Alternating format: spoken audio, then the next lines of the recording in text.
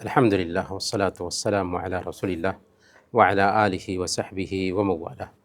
محترم بھائیو، السلام علیکم ورحمۃ اللہ وبرکاتہ۔ یاد کیجئے اس وقت کو جب کہ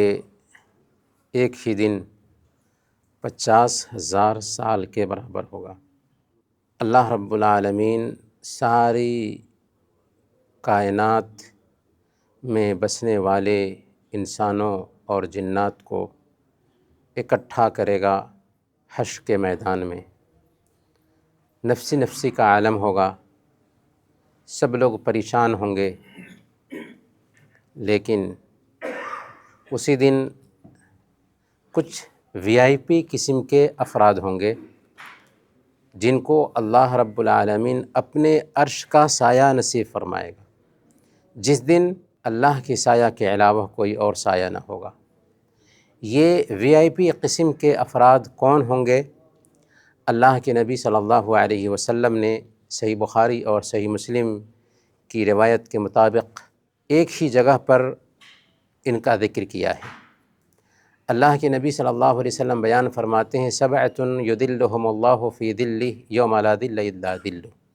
7 طرح کے لوگ ایسے ہیں جن کو اللہ رب العالمین اپنے عرش کا سایہ نصیب فرمائے گا، جس دن اللہ کے سایہ کے علاوہ کوئی اور سایہ نہ ہوگا۔ اصل میں یہ 7 طرح کے لوگ ہی نہیں ہیں، اور بھی دوسرے افراد ہیں جن کو اللہ تعالیٰ کل قیامت کے دن عرش کا سایہ نصیب فرمائے گا، جیسا کہ باضابطہ اس موضوع پر ایک عربی زبان میں کتاب ہے ترتیب الافواہ شیخ عفانی کی،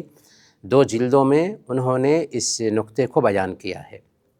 لیکن چونکہ اللہ کے نبی صلی اللہ علیہ وسلم عدد کی تعیین کرتے تھے تاکہ باتوں کو ازبر کیا جا سکے، اگر اللہ کے نبی صلی اللہ علیہ وسلم 7 افراد کا ذکر کر دیتے اور عدد کی تعیین نہ کرتے تو ان 7 افراد کو یاد رکھنا مشکل ہوتا۔ اللہ کے نبی صلی اللہ علیہ وسلم نے بیان فرمایا 7 طرح کے لوگ ایسے ہیں جن کو اللہ تعالیٰ عرش کا سایہ نصیب فرمائے گا۔ تو ایک آدمی 7 کی تعداد سن کر کے ان 7 افراد کو یاد رکھنے کی کوشش کرے گا۔ تو ان میں سب سے پہلے نمبر پر اللہ کے نبی صلی اللہ علیہ وسلم نے فرمایا کہ جو لوگ اللہ تعالیٰ کے عرش کا سایہ پائیں گے، جس دن سب کے سب نفسی نفسی کے عالم میں ہوں گے، پسینے میں ڈوب رہے ہوں گے، ان میں سے ایک امام عادل، انصاف پرور حکمراں، یعنی ایسا بادشاہ، ایسا امیر، ایسا حاکم جو حکومت کرتا ہے انصاف کے ساتھ۔ گویا کہ انصاف کرنے والا حاکم اللہ رب العالمین کے ہاں کل قیامت کے دن عرش کا سایہ پائے گا، جس دن اللہ کے سایہ کے علاوہ کوئی اور سایہ نہیں ہوگا۔ اس سے یہ بھی بات معلوم ہوتی ہے کہ اگر کسی ملک میں انصاف ہو رہا ہو تو اس انصاف کی برکت پورے ملک کو حاصل ہوتی ہے۔ اس ناحیہ سے انصاف کرنے والا جو حکمراں ہے اس کا بہت زیادہ مقام اور مرتبہ بڑھ جاتا ہے اللہ کے پاس، اسی لیے کل قیامت کے دن اس کو عرش کا سایہ ملے گا۔ دوسرے نمبر پر شاب نشأ فی عبادت اللہ، ایسا نوجوان جو اللہ کی عبادت میں نشو و نما پایا، بچپن سے ہی اس کو تربیت دی اس کے ماں باپ نے کہ وہ نمازوں کی پابندی کرے گا، اچھی صحبت میں رہے گا، چنانچہ جب وہ جوانی کی عمر کو پہنچا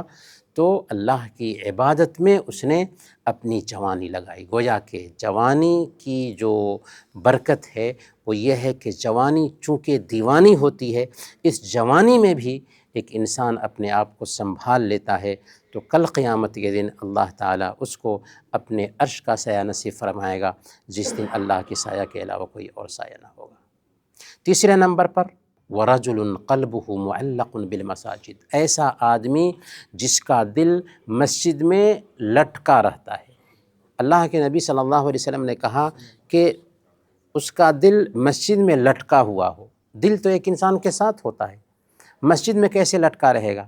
مقصود یہ ہے کہ اس نے نماز کی ادائیگی کی، اب اس کو انتظار ہے کہ کب اگلی نماز کا وقت آئے کہ ہم مسجد میں جائیں اور جماعت سے نماز ادا کریں۔ اور مسجد میں جب بیٹھتا ہے تو سکون حاصل کرتا ہے، مسجد سے نکلتا ہے تو اس سکون کی جو کیفیت تھی حاصل نہیں ہوتی، اس لیے اس کو احساس یہ ہوتا ہے کہ مسجد ہی میں ہم زیادہ وقت بتائیں۔ تو جو بندہ مسجد سے اپنے آپ کو جوڑ کر رکھتا ہے، یہ سمجھتا ہے گویا کہ اس کا دل مسجد میں لٹکا ہوا ہے، تو کل قیامت کے دن اس کو بھی اللہ تعالیٰ اپنے عرش کا سایہ نصیب فرمائے گا، جس دن اللہ کے سایہ کے علاوہ کوئی اور سایہ نہ ہوگا۔ اور چوتھے نمبر پر رجلان تحابا فی اللہ اجتمع علیہ وتفرقا علیہ، تو ایسے آدمی جو اللہ کے لیے محبت کرتے ہیں، اسی محبت پر اکٹھا ہوتے ہیں اور اسی محبت پر جدا ہوتے ہیں، یعنی اکٹھا ہوئے تو اللہ کے لیے، جدا ہوئے تو اللہ کے لیے، محبت رہی تو اللہ کے لیے محبت رہی، جدائی بھی ہوئی تو اللہ کے لیے جدائی ہوئی۔ تو اگر ایک بندہ ایسا ہے جو اپنے کسی دوست سے، اپنے کسی ساتھی سے دنیاوی فائدے کے لیے دوستی نہیں کرتا، دنیا میں جو دوستیاں ہوتی ہیں، ہم فلاں سے تعلق رکھیں گے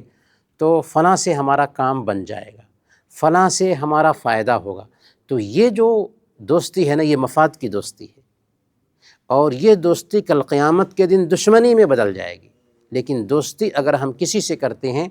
اس لیے کہ بندے کے اندر دین ہے، بندے کے اندر اللہ سے تعلق ہے، تو میں بھی اس کے ساتھ دوستی رکھوں گا تو دین سے جڑا رہوں گا، یا کسی انسان سے اس کی نیکی کی بنیاد پر ہم نے دوستی قائم کی، تو یہ جو دوستی ہے، یہ دوستی کل قیامت کے دن کام آئے گی، یہاں تک کہ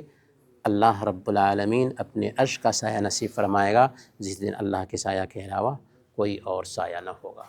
تو دو ایسے لوگ جو اللہ کے لیے محبت کرتے ہیں، اسی پر اکٹھا ہوتے ہیں اور اسی پر جدا ہوتے ہیں، ایسے لوگ بھی کل قیامت کے دن عرش کا سایہ پائیں گے۔ پانچویں نمبر پر وَرَجُلٌ دَعَتْهُ امْرَأَةٌ ذَاتُ مَنْصَبٍ وَجَمَالٍ فَقَالَ إِنِّي أَخَافُ، ایسا آدمی جس کو خوبصورت، اور خوبصورت ہی نہیں بلکہ عہدے والی عورت گناہ کی دعوت دیتی ہے اور وہ کہتا ہے کہ مجھے اللہ کا ڈر ہے، خوبصورتی کی پرواہ نہیں، عہدے کی پرواہ نہیں، دنیا کے نقصان کی مجھے پرواہ نہیں، لیکن آخرت کے نقصان کی مجھے فکر ہے، اس لیے مجھے اللہ کا ڈر ہے۔ تو کل قیامت کے دن ایسے بندے کو بھی اللہ تعالیٰ اپنے عرش کا سایہ نصیب فرمائے گا، جس دن اللہ کے سایہ کے علاوہ کوئی اور سایہ نہ ہوگا۔ اور چھٹے نمبر پر وَرَجُلٌ تَصَدَّقَ بِصَدَقَةٍ فَأَخْفَاهَا حَتَّى لَا تَعْلَمَ شِمَالُهُ مَا تُنْفِقُ يَمِينُهُ، ایسا آدمی جو صدقہ کرتا ہے تو چھپا کر صدقہ کرتا ہے، دکھلا کر کے نہیں۔ عام طور پر ہم پیسے دیتے ہیں تو یہ سوچتے ہیں کہ لوگ دیکھیں تاکہ ہماری تعریف ہو گئی، اگر یہ نیت ہے تو وہ صدقہ بیکار گیا۔ ایسا بندہ جو صدقہ دیتا ہے تو اس طریقے سے چھپاتا ہے کہ دائیں ہاتھ سے دیتا ہے تو بائیں ہاتھ کو بھی خبر نہیں ہوتی، حالانکہ دائیں ہاتھ سے دیا ہے تو بائیں ہاتھ کو تو خبر ہوگی، لیکن مقصود یہ ہے، کنایہ اس میں یہ ہے کہ اس قدر چھپایا کہ گویا کہ اس کے بائیں ہاتھ کو بھی اس کا پتہ نہ چلا۔ تو ایسا انسان کل قیامت کے دن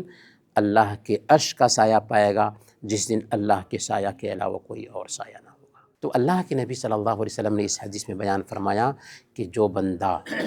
صدقہ کرتا ہے تو اسے چھپاتا ہے، یہاں تک کہ اس کے بائیں ہاتھ کو بھی خبر نہیں ہوتا کہ دائیں ہاتھ نے کیا دیا ہے، تو کل قیامت کے دن اللہ کے عرش کا سایہ پائے گا، جس دن اللہ کے سایہ کے علاوہ کوئی اور سایہ نہ ہوگا۔ اور آخری خوش نصیب ہے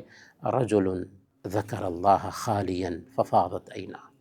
ایسا آدمی جس نے اللہ کو اکیلے میں، تنہائی میں یاد کیا تو اس کی آنکھوں سے آنسو بہہ نکلے۔ سامنے میں رونا تو بہت آسان ہے،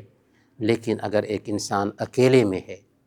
اور اکیلے میں اللہ کی یاد آتی ہے، آخرت کی یاد آتی ہے، جہنم اور جنت کو یاد کرتا ہے اور جہنم کے عذاب کو یاد کر کے اس کی آنکھیں بہہ جاتی ہیں، تو یہ ادا ایسی ہے کہ کل قیامت کے دن اللہ تعالیٰ اس کو اپنے عرش کا سایہ نصیب فرمائے گا، جس دن اللہ کے سایہ کے علاوہ کوئی اور سایہ نہ ہوگا۔ تو یہ 7 طرح کے افراد ہیں جو کل قیامت کے دن اللہ کے عرش کا سایہ پائیں گے، جس دن اللہ کے سایہ کے علاوہ کوئی اور سایہ نہ ہوگا۔ پہلے نمبر پر انصاف پرور حکمراں، دوسرے نمبر پر ایسا نوجوان جس کی جوانی اللہ کی عبادت میں گزری، تیسرے نمبر پر 2 ایسے لوگ جو محبت کرتے ہیں اللہ کے لیے تو اسی محبت پر اکٹھا ہوتے ہیں اور اسی محبت پر جدا ہوتے ہیں۔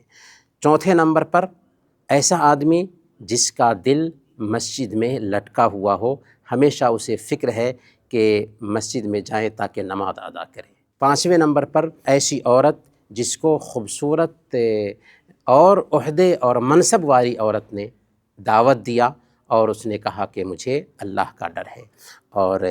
چھٹے نمبر پر ایسا آدمی جس نے صدقہ کیا تو اس کو چھپایا، یہاں تک کہ بائیں ہاتھ کو بھی خبر نہیں ہوئی کہ دائیں ہاتھ نے کیا دیا ہے۔ اور آخری وہ انسان جو اللہ کو یاد کرتا ہے اکیلے میں تو اس کی آنکھیں بہہ پڑتی ہیں۔ یہ 7 طرح کے لوگ ہیں، کل قیامت کے دن اللہ کے VIPs ہوں گے جن کو اللہ تعالیٰ اپنے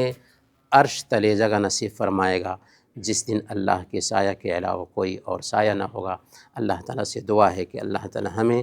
ان لوگوں میں شامل فرمائے جن کو اللہ تعالیٰ عرش کے سایہ تلے جگہ نصیب فرمائے گا، جس دن اللہ کے سایہ کے علاوہ کوئی اور سایہ نہیں۔ وصلی اللہ علی نبینا محمد وعلی آلہ وصحبہ۔